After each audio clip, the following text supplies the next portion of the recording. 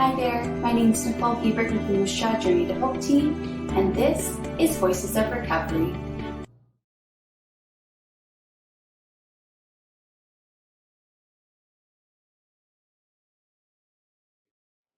So first and foremost, I can start with people.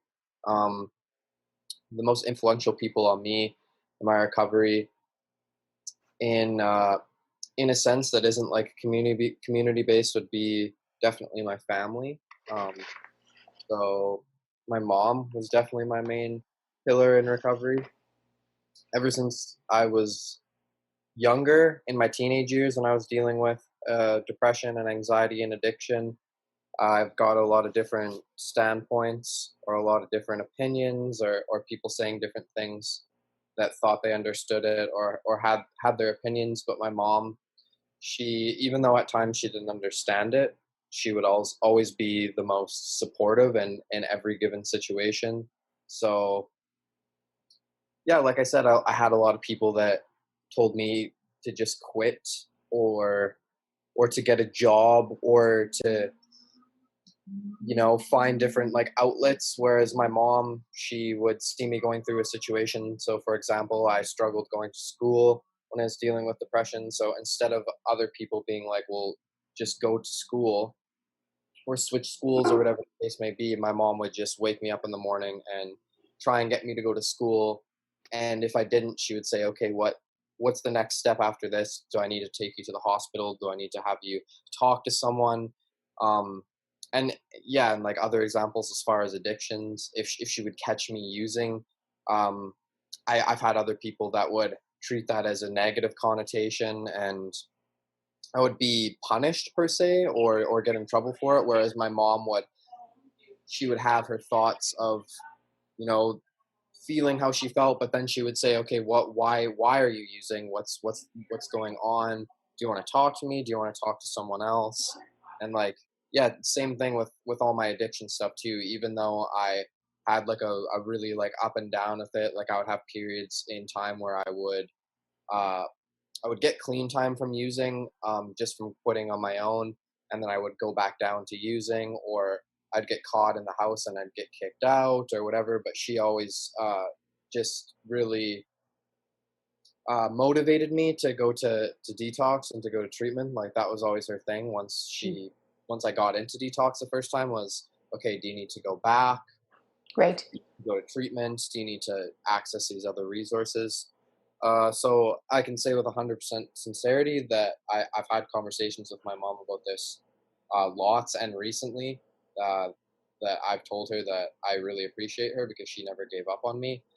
I had a lot of people that didn't give up on me per se, but I feel like kind of just settled and were just like, okay, like there's nothing we can do about this. Whereas my mom always actively tried to do something about it too.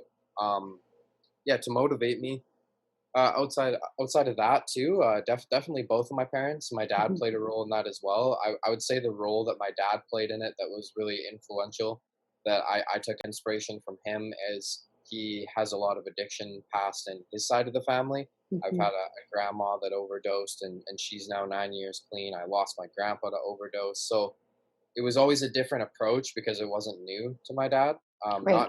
Not necessarily that it was to my mom either, but uh, he obviously just had a very dark past with addiction, so it probably wasn't easy for him to like open up and, oh, like how can I help you, because he wasn't necessarily used to things working out per se. He always just Mhm. seen like the bad side of it, which a lot of people do. But the one thing that my dad always encouraged me to do is basically just to have a work ethic. That was something that I didn't have when I was in my era of dealing with mental health, Great. particularly addiction. But that was one thing that when I was a kid, I didn't necessarily understand it. But my dad just always tried to get me to work. So if it was going to school, he would just inspire me and basically tell me the things that would happen to me if I went to school. Like, oh, do you want to get your own job? Do you want to get your own place? When I was a kid, I looked at it as sort of like him being like hard on me. But now that I'm older and I have the relationship that I have with my dad now, that was something that he instilled in me, is just a very strong work ethic. Great. Um, so that's something that my dad did as well. So both my parents were very supportive. I never had a day in my life where neither of my parents supported me. They always stood by me. So I think that's really important for recovery. I mean, not everyone's going to have parents that are super supportive, but at least having someone that is supportive, and I think parents is definitely an important part of that. I also had a brother that was very supportive as well.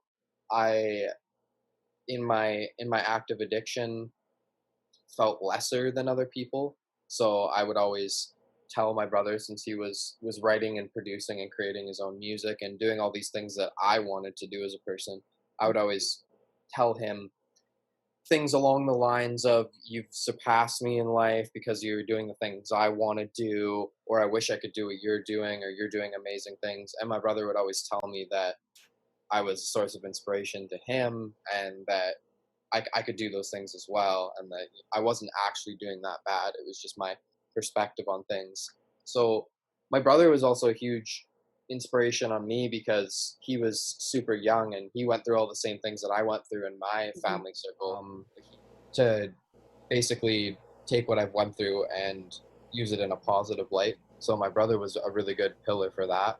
So overall, family, I always had a family where even if I was struggling and I showed up to a family supper or anything like that, all my family members would come up to me and ask me what was going on, or ask me what they could do to help, or if I was okay. So I always came from a family that was very supportive, which I know, and I've met people in recovery that they don't have families like that. They're basically outcasts or disappointments, or they get cut off from their family just because they're struggling with addiction. Right. Which at a certain point, if you do things to your family, that's going to happen. And I'm blessed that I had a family that my addiction didn't go on for super long, a very long time anyway. So it could have got to the point where I was stealing, or where I did hurt my family in that way, but I never did. So I always had a supportive family, which was very nice. Outside of that, at times, it was definitely one of the biggest things I had to deal with in recovery was friendships. So I had times where I wasn't close with my friends because I was going into recovery, or not necessarily not close, I just wasn't around them like that. But that being said, I always had friends that I could call. I always had friends that were supportive. So I always had a supportive friend circle as well. Yeah, so as far as outside of family members and friendships, that's something that came to the light that I'm actually grateful for now. Is I wasn't sure. I don't think I felt that I was going to lose friends, but I wasn't sure where my friendships were going to end up, per se, for like lack of a better word. But I had friends that, some of them did fade away because they weren't, not necessarily bad people. The friendships just didn't work for me. So I had to take a step back and, reaching out to people and trying to do something positive. And it's not like maybe they didn't have the same mindset. It's just they were in a different place than me. So it ended up just being come over and we'll use, or like there just wasn't as much motivation on my part to like try and do something differently. So there were friends that I had to not necessarily leave behind, but I just had to step back from. And if the relationship is meant to be, then it will be, and I've also had to have my experience with friends where they're just too deep into their active addiction and they don't realize the things that they're doing are actually hurtful, per se. Yeah. Me coming over to do something and there being, not to get graphic, evidence of drug use, whether that's sight or smell or whatever the case, things being around and them not really realizing the impact that has, because we're also used to it.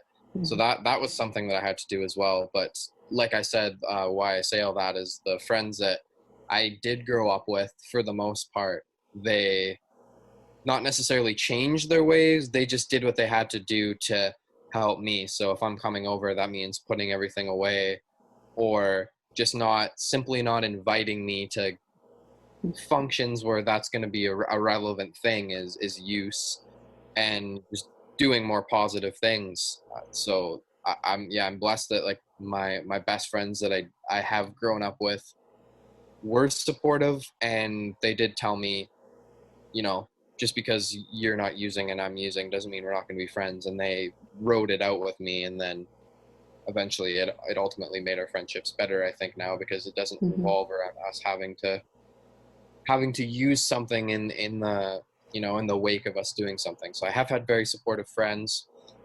Outside of family and friends, the biggest support that I've had in my recovery would be the overall, just the community of recovery, Mm-hmm. whether that's people that I have met in detox, fellow brothers and sisters in addiction that I have stayed in communication with, or staff members there that I still talk to on a regular basis when I go back and chair a meeting for the Yeah. people at detox. So definitely a lot of resources have come out of detox.